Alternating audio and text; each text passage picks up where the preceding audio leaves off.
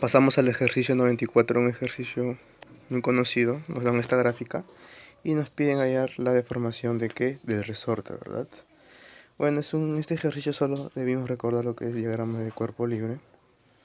Siempre el objeto que nos presentan va a tener peso, ¿verdad? Porque tiene masa. Entonces la fuerza de gravedad o peso sería 200 newton, ¿verdad? ¿Qué otras fuerzas están involucradas en esta gráfica? Esta esfera va a bajar, por ende va a jalar, ¿no? Entonces va a haber una fuerza elástica que se va a oponer a ese jalamiento, ¿no? Entonces la fuerza elástica sería acá. Esta de acá, ¿no? Va a apuntar así. ¿Qué otra fuerza más hay? La de la pared con la esfera, ¿no? Que sería una fuerza de reacción, que le voy a poner R. Entonces ya tenemos tres fuerzas. Si recordamos el famoso triángulo de fuerzas, ¿no? Llevar estas tres fuerzas y formar un triángulo rectángulo, ¿verdad? Como tenemos acá. La fuerza elástica, la de acá, actuaría como hipotenusa y estas dos fuerzas como catetos. De dato tenemos al peso, ¿no? Que sería esto, de 200. Entonces esto es un 50 por 4, un 50 por 3 y esto es un 50 por 5, ¿no? Y entonces ya tenemos el valor de esta fuerza que sería la elástica. Fuerza elástica, ¿sabemos cómo es? La constante de rigidez por una deformación, en este caso sería estiramiento, ¿no? 250 newtons igual a la constante que nos dan, 500 newtons por metro. Y esta X, que es lo que nos pide hallar, ¿no? De aquí rápidamente vamos a ver que la X nos va a salir 0,5 metros. Estiramiento 0,5 metros, y esa es la respuesta. Pasamos al ejercicio 2 o 83. Nos dan esta gráfica, un bloque. Nos dicen que va a estar sujeta a una cuerda que lo representan como T y su peso, ¿no? Que va hacia abajo. Nos dicen que el movimiento del bloque es hacia abajo. ¿Eso qué va a indicar? Podemos concluir que esta fuerza sería mayor, ¿no? El peso sería mayor a la tensión. Y también podemos decir que va a haber una aceleración, ¿no? Hacia abajo, ¿no? A favor de qué? Del movimiento. Entonces con esto vamos a responder tres proposiciones que nos dicen. La primera, el trabajo efectuado por la tensión es negativa, pues recordamos que el movimiento va a ser desde arriba hacia abajo, ¿no? Entonces toda fuerza que apunte hacia el mismo sentido y dirección que la aceleración van a ser positivos, por ende su trabajo también va a ser positivo. Entonces T haría negativo, sí, porque va en contra del movimiento, ¿no? Esto sería verdadero. Aquí sería falso, ¿verdad? Debe ser positivo, ¿no? Porque el peso o la fuerza gravitatoria, o sea, el peso va a favor de la aceleración, o sea, del movimiento. Entonces no es negativa. Si la velocidad aquí es constante, nos dice, el trabajo efectuado tanto por ambas sería nulo. Si recordamos velocidad constante, ¿dónde habíamos escuchado esa palabrita? En MRU, ¿no? Y en MRU recordamos que la aceleración siempre era cero. O sea, cuando hay velocidad constante, ambas fuerzas se van a equilibrar, ¿no? O sea, ambas van a ser igual. O sea, no va a haber movimiento. Y si no hay movimiento, no va a haber una distancia de desplazamiento, ¿no? Entonces, si no hay distancia, no va a haber trabajo. Entonces, esto sería verdadero. Pasamos al ejercicio 3 o 84. Es un ejercicio clásico, prensas hidráulicas. Nos dan un camión y nos dicen cuánto debe ser la fuerza mínima o fuerza 2 que se debe aplicar, ¿no? Bueno, sabemos que en este ejercicio el camión, sobre todo su peso, va a aplicar ¿qué cosa? Sobre el émbolo, una presión, ¿verdad? Y esa presión a la vez va a hacer que el líquido, en este caso agua, vaya con cierta velocidad, ¿verdad? Y esa velocidad va a generar, esa presión va a generar que esta velocidad aquí vaya y genere a la vez una fuerza, ¿verdad? Hacia este émbolo o émbolo de salida. Por eso nos pide hallar qué fuerza se debe aplicar para que se equilibre con esta fuerza que va a generar toda esa corriente de agua que va a ir. Y entonces en este ejercicio que se cumple una famosa relación, ¿no? Que la fuerza 1 es igual a la fuerza 2, pero ambas sobre un área. Y esa área va a ser la de sus respectivos émbolos. Aquí la fuerza sería 40.000, ¿verdad? Porque la masa de ese camión es de 4.000. 40.000 newtons. El área sería, como es un émbolo, es un círculo, pi por radio al cuadrado, ¿no? Nos dan los radios de ambos. Entonces, ¿cómo nos quedaría? Entonces, al reemplazar con los datos nos quedaría de la siguiente forma. Área de un círculo es pi por radio al cuadrado, ¿no? Bueno, las pi se van y haciendo un pequeño despeje vamos a ver que dicha fuerza mínima que nos pedían debería ser de 2500 newtons. Y esa sería la respuesta. Pasamos al ejercicio 85, ¿no? Bueno, este es un ejercicio de vasos comunicantes, ¿no? En este ejercicio casi siempre se tiene que buscar la famosa línea isóbara, ¿no? Que va a estar comprendida entre un mismo líquido. Pero en este ejercicio ya nos ha facilitado eso. Nos dan dicha línea isóbara entre los puntos A y B y nos piden hallar la famosa altura de ¿qué? De este mercurio. La altura de aquí es agua. Entonces rápidamente y nos dan de datos las densidades de ambos líquidos, ¿no? Entonces debemos recordar que la presión total en dicho punto A va a ser igual a la presión total en dicho punto B. Entonces se cumple que la presión total sabemos que siempre va a ser presión atmosférica más la presión hidrostática, ¿no? Pero como ambas van a tener atmosférica, la atmosférica nunca cambia. Es como si pudiéramos cancelarlas, ¿verdad? Nos quedaría presiones hidrostáticas nomás en A y en B. En A, ¿cuál sería la densidad de qué? Del mercurio por gravedad por dicha altura que nos pide. Pero si vemos las claves, todo está en centímetros. Entonces podemos llevar a las densidades a gramos por centímetros cúbicos, ¿no? Para que así simplemente nos bote la respuesta de frente a centímetros. Entonces, si esto está en kilogramos sobre metros cúbicos, ¿cuál era la forma para transformarlas a gramos centímetros cúbicos? A todo dividirlo por 1000, ¿no? Entonces en A, esto por 1000 nos quedaría 13,6 por G por dicha altura que nos pide. Aquí sería el agua 1, ¿verdad? Su densidad entre 1000 nos da 1 para que nos queden gramos centímetros cúbicos 1, también por gravedad por dicha altura que nos dan. De aquí G se va y vamos a ver que H nos va a quedar 5 centímetros. Y sería la respuesta, 5 centímetros. Pasamos al ejercicio 86. Nos dan un ejercicio de plano inclinado y nos piden hallar cuál es el trabajo que realiza la fuerza de rozamiento entre los puntos A y B. Vemos que el bloque está de bajada, ¿no? Entonces, ¿qué debemos hacer? Lo primero que yo recomiendo en planos inclinados es descomponer el peso, ¿no? También yo recomiendo que veamos a esta figura. Bueno, es un triángulo rectángulo, ¿no? Por ende, el peso siempre va a dirigirse al cateto opuesto al ángulo que nos den con la horizontal. O sea, el peso siempre va a ser así, ¿no? Desde el centro de gravedad del bloque. Y ese peso debemos descomponerlo en una fuerza paralela al plano o a la hipotenusa y una fuerza perpendicular a la hipotenusa. O sea, ¿cómo nos quedaría? Aquí tenemos al peso, ¿no? Paralela al cateto opuesto, si lo vemos como un triángulo rectángulo.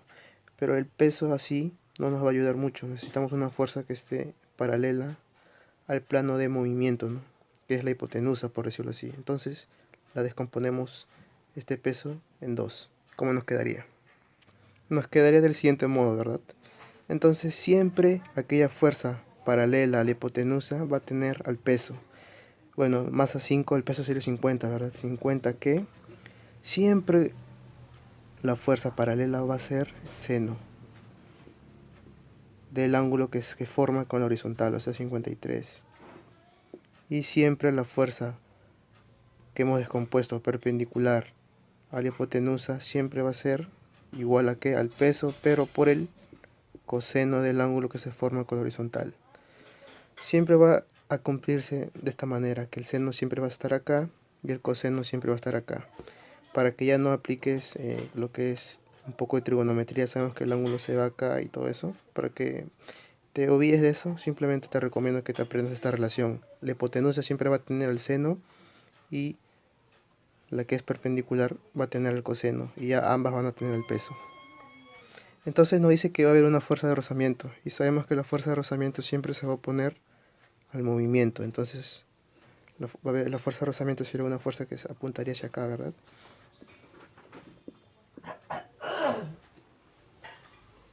Entonces la fuerza de rozamiento sería hacia acá. pero nos dice que este móvil realiza o tiene velocidad constante.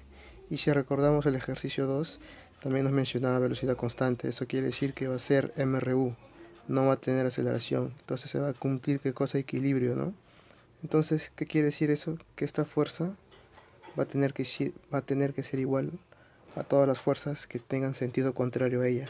Y la única fuerza sentido contrario a ella es esta que hemos descompuesto, ¿no? En otras palabras, realiza MRU y por equilibrio todas las fuerzas que tengan un sentido van a ser igual a todas las fuerzas que tengan su sentido contrario. O sea que la fuerza de rozamiento cinético va a ser igual a ¿qué? 50 seno de 53 nos daría 40 newton, ¿no? Entonces ya no necesitamos el coeficiente de rozamiento ni nada de eso, porque de frente, por equilibrio, la fuerza de rozamiento era igual a 40.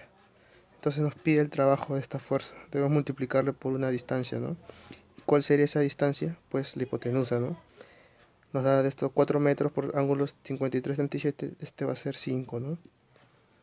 Bueno, esto va a ser 5, entonces 40 por 5, 200 joules, ¿no? Pero debemos saber que de A a B va a ser positivo porque está a favor del movimiento. El trabajo que se realiza en ese sentido contrario, o sea, se puede ser visto de B a A, van a ser negativos. Y el de rozamiento no va de A a B, sino va de B a A. Por ello, va a ser un trabajo negativo, ¿no? La respuesta menos 200 joules. Pasamos al ejercicio 87. Se trata de cantidad de movimiento, impulsos y ese tema. Nos dicen que se deja caer una esferita de una altura de 5 metros, como se observa acá. Y nos piden hallar el impulso que le va a provocar el piso, ¿no? En el momento que esta esfera llega al piso y va a presentar un rebote, ¿no? Bueno, primero, ¿qué tenemos que hallar? Debemos tener con cuánta velocidad la esferita llega al piso, como se observa acá, porque va a llegar al piso con una cierta velocidad, ¿verdad?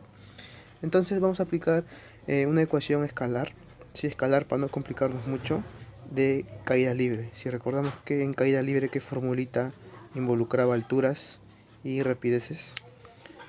Esta, ¿verdad? La de la que rapidez final al cuadrado es igual a rapidez inicial al cuadrado.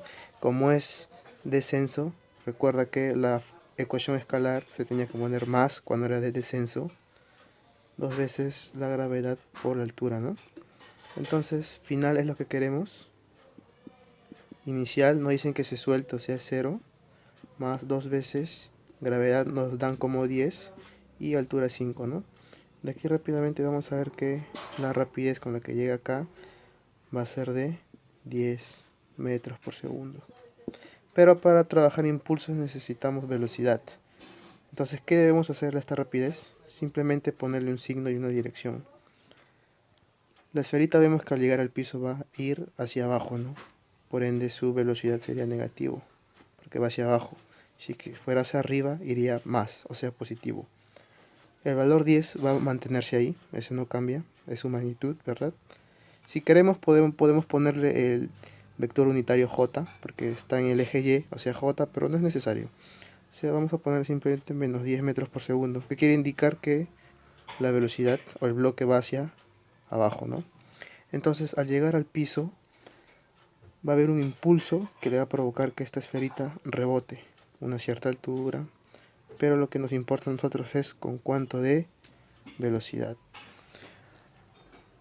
Aquí debemos hacer uso de la información que nos dan. Nos dicen que el choque va a ser elástico. Nos dicen que es elástico, ¿no? Eso significa que va a conservar su energía mecánica. Y eso va a indicar que va a rebotar con una velocidad igual de módulo al de caída. O sea, aquí su rapidez va a ser 10 metros por segundo. Pero necesitamos velocidad. Pero vemos que después del rebote va a ir hacia arriba, ¿no? Y si que aquí hacia abajo, hacia negativa, hacia arriba va a ser positivo, ¿verdad? Entonces, después del choque la esfera va a rebotar con una velocidad hacia arriba de más 10 metros por segundo. Y nos pide hallar este impulso, ¿no? Y sabemos que el impulso se calcula como variación de cantidad de movimiento, ¿verdad? Entonces, cantidad de movimiento final o después del choque menos cantidad de movimiento inicial o antes del choque. Entonces, un simple reemplazo. Vemos que ambos tienen masa, podemos ponerle masa fuera, o sea de 0,5, y simplemente restar después del choque más 10 menos antes del choque menos 10. Menos por menos se hace más. 20 por 0,5 nos va a dar un impulso de más 10 kilogramos metros por segundo, que sería la respuesta. Recuerden que el impulso es la variación de cantidad de movimiento, o sea necesitamos una velocidad antes y después del choque. Pasamos al ejercicio 88. Como se observa, nos da un carrito, ahí ya va a haber un bloque, nos dice, en contacto con ella, y dicho carrito se mueve con una aceleración, ¿verdad? Y justamente nos pide dicha aceleración. ¿No es cierto que esta aceleración de este carrito va a ser la misma aceleración que va a presentar este bloque?